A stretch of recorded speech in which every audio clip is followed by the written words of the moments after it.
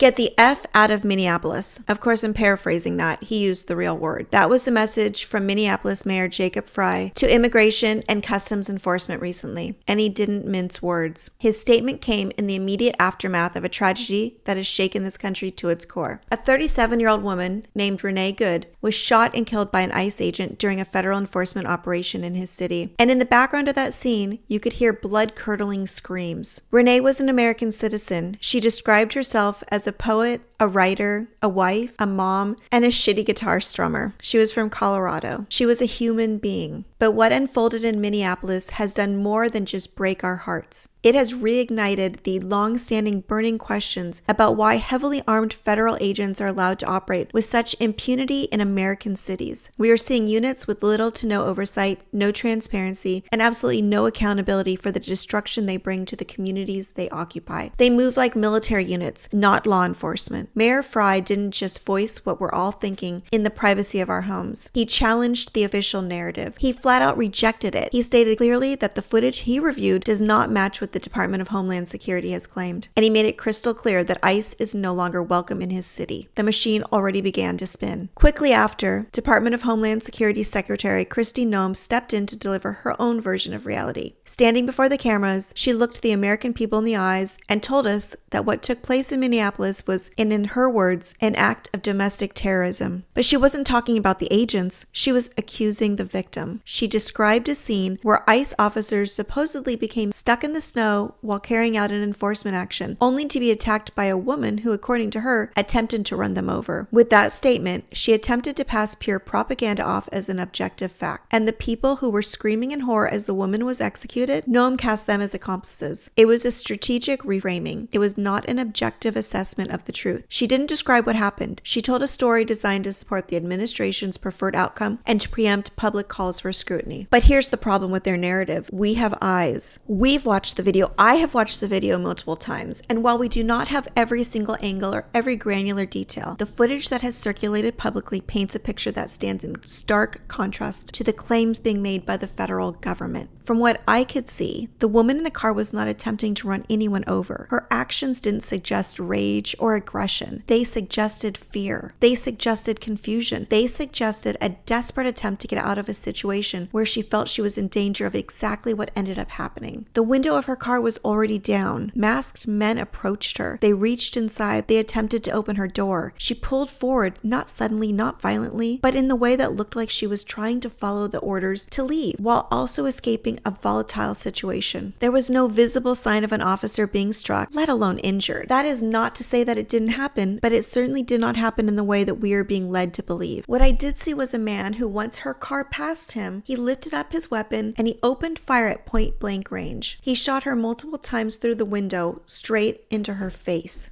This all happened in a matter of seconds, and then she was gone. As her car slowly collided with another parked vehicle and came to a stop, a bystander began running towards her. You can hear the screaming. You can hear someone shouting something like, "You killed her." And what is most haunting in that moment is how human it all sounds. This wasn't an organized protest. This wasn't chaos. This was just the raw horror of someone watching a person they likely knew take their final breaths because someone in a vest and a badge decided she didn't deserve to live. Meanwhile, the agents who caused it stood meandering nearby. There was no rush to administer aid, and after the video cuts off, reports have come in saying that agents began touching the vehicle, interacting with the scene in ways that no trained investigator would ever condone. They had no gloves, there was no medical triage, no sign of anyone trying to preserve the integrity of the crime scene. That was not law enforcement, that was damage control. And then, inevitably, Donald Trump released his own statement. He claimed that he too had seen the video. He described it as a horrible thing to watch, and for a brief, fleeting moment, it seemed like maybe, just maybe, he might acknowledge the tragedy of it. But then, predictably,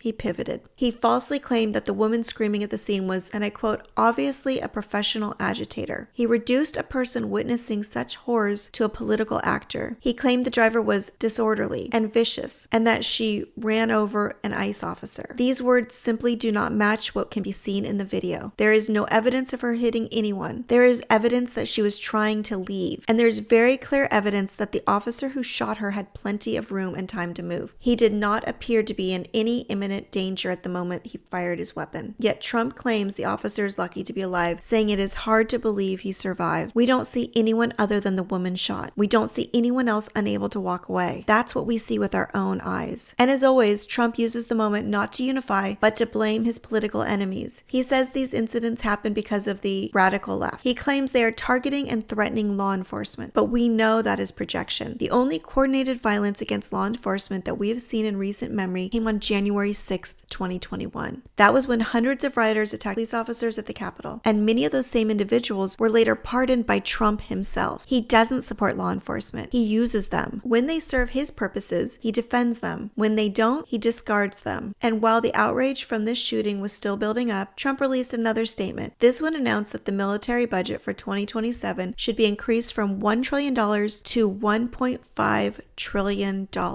He said it followed long and difficult negotiations, which almost certainly didn't happen. This wasn't a negotiated agreement. This was a unilateral declaration, framed as though it had been thoroughly vetted. He said this increase was necessary for the good of our country, citing troubled and dangerous times, which is deeply ironic and more dangerous by the day. He says this new dream military is what will keep us safe. But safe from who exactly? Safe from ICE agents shooting mothers in their cars? Safe from journalists reporting the truth? Safe from citizens documenting what they see on their phones? He claims we can afford this massive expansion because of tariffs. Money, he says, is pouring in from other countries. That's a lie. Tariffs are paid by Americans. They raise prices for American families, and legal analysts already expect the Supreme Court to block them. But this isn't about economics. This is about power. He wants a military big enough to threaten foreign countries into submission and domestic critics into silence. He also wants to fund his friends. He wants to include his 1% in the money payout. He wants to be able to give his 1% friends more money. He wants the capacity to respond not just to outside threat, but to internal resistance from protesters, from voters, from people like you and me. At the end of his statement, he made one of the most absurd promises I have seen yet. He said that not only will this military expansion pay for itself, but that he will also use the extra money to pay down the national debt and issue what he calls a substantial dividend to moderate income Americans. That's a fantasy. This will never happen. He is making false promises to the people who still have just enough left to be nervous about losing it. This is how authoritarian leaders manipulate people into compliance. They dangle money and safety in front of them while dismantling everything that actually protects them from the tyranny. And while I was reading everything I could, watching the video over and over again, trying to piece it all together, trying to make sense of something that just doesn't make sense, something else occurred to me. Even if she had panicked, even if she didn't handle the moment perfectly, even if she misunderstood the instructions, none of that justifies a death sentence. Her punishment should not have been death. Her punishment should not have been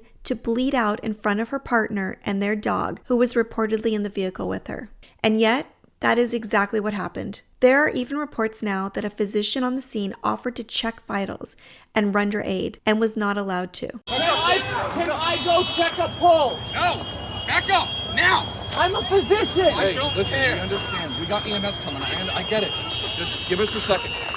We have medics on scene. We have our own medics. Where are they? Where are they?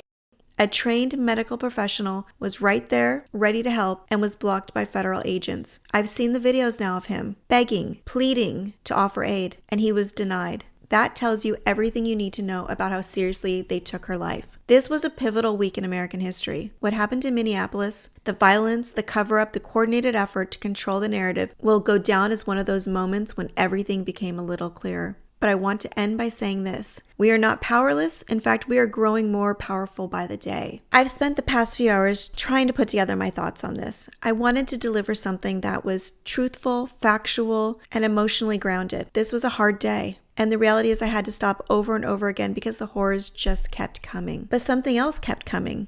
A shift. Maybe you felt it too. People are starting to stand up. People are starting to speak out. People we didn't expect to are. People are starting to realize that we can't keep living this way. And I want to say this clearly. There's been a shift. Fewer people can deny what's happening. And I know we've had other times like this where it also felt like there was something changing. And I know it's hard to trust that things are shifting when everything still feels like it is breaking. But if you step back and look at the larger picture, if you zoom out just a little bit, you can see that we are leveling up. Slowly, unevenly, but we are. And while it might not feel like enough yet, We are seeing change. Donald Trump is not popular. In fact, even with his own base, his support is slipping. And what I saw recently is why I believe something has shifted. Because ICE didn't just commit a fatal act of violence. They made a fatal error in their movement. They killed a 37-year-old mother in broad daylight, on camera, and then tried to spin it as justified. But the video is clear, and fewer people are willing to look away now. There are direct parallels to the Gestapo and to the SS, to regimes in history that we all swore we would never repeat. And the difference now is that in this moment, we were able to document it immediately for all to see, and people are responding.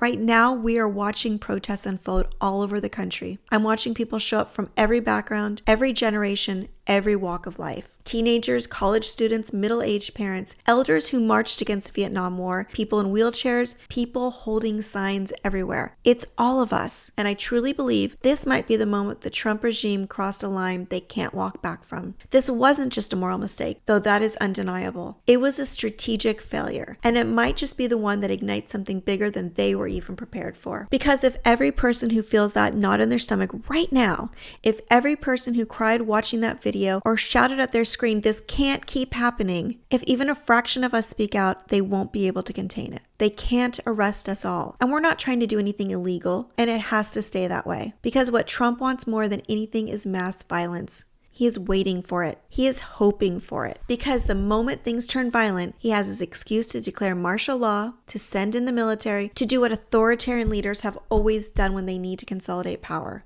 Legal or not, he will do it. And we cannot, under any circumstances, give him that opening. But what we do need to say, and very clearly, not today, not again, not on our watch. We know what this is. We have seen this before. We know how history plays out. And that's why I'm asking older Americans, those who have seen dark days before, to speak up. Tell us what worked. Tell us what failed. We need the kind of wisdom that gets passed down, not erased. And to young people, bring everything you've got. Bring your fire, your numbers, your instinct to question everything. Show up for each other. Call your friends. Invite them. Remind them that they matter. And maybe that is exactly why there still is real hope for America. Because even at its worst, people are still showing up for each other, and we are just getting started. The truth hasn't been silenced, and our voices haven't gone quiet. And the love that we carry for each other, for justice, for what this country could still become, is stronger than their hate. We hold space for our heartbreak, but we do not back down. Not now, not ever. We knew it would get worse before it got better. And still, we're here. And if you've made it this far, we're probably on the same page. I'm working hard to spread this message and reach as many people as possible. So if you can, please like this video and subscribe, leave a comment. The algorithm loves that. For all of my daily posts, you can find me on Substack by searching Heather Delaney Reese. And I've included a link for you below. And remember, no matter how dark the days get, I'll be here and we'll always have hope for America. I'll see you tomorrow.